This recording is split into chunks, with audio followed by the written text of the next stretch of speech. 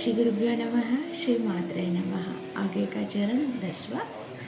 सुधाधारा सारे चरण युगलांत विगलिते प्रपंचम सिंचन्ति पुनरपि रसां नायमहसा अवाप्यं स्वां भूमि भुजगनिभिमदुष्टवलयं स्वमात्मानं कृत्वा स्वपशिकुलकुण्डे कुहरिणीं।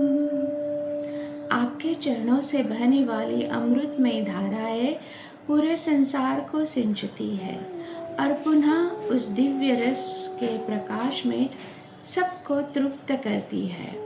फिर अपनी मूल अवस्था स्थान को प्राप्त करके सर्प के समान कुंडली बनाकर आप कुलकुंड मूलाधार में विश्राम करती है।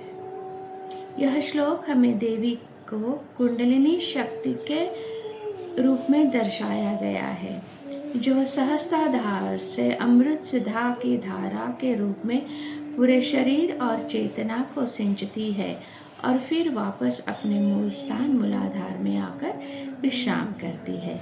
इसका अर्थ यह है कि जब साधक की चेतना ऊंचाई सहस्त्राधार तक पहुंच जाती है, तब उसे आनंद, शांति और दिव्य अनुभव अमृत प्राप्त होता है, जो उसके पूरे जीवन और अस्तित्व को पवित्र कर देता है।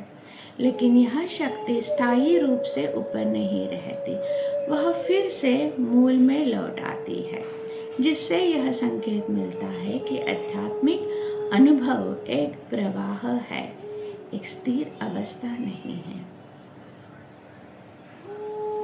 यह श्लोक हमें यह भी सिखाता है कि हमारे भीतर की ऊर्जा कुंडलिनी सर्प के समान कुंडली मारकर मूलाधार में स्थित है और साधना के द्वारा वह जागृत होकर ऊपर उठती है, फिर अनुभव देकर वापस विश्राम करती है।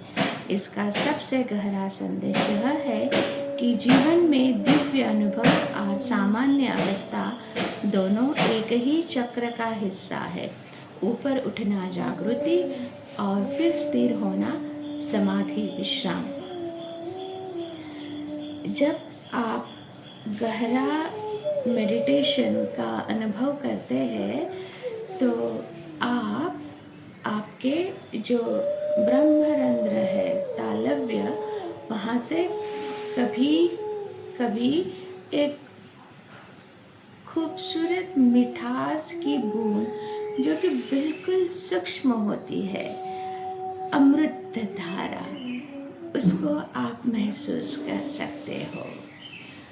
और कुंडलिनी जब जागृत होती है, वो वहीं पे नहीं ठहरती, वो आके अपने मूलाधार में वापस अपनी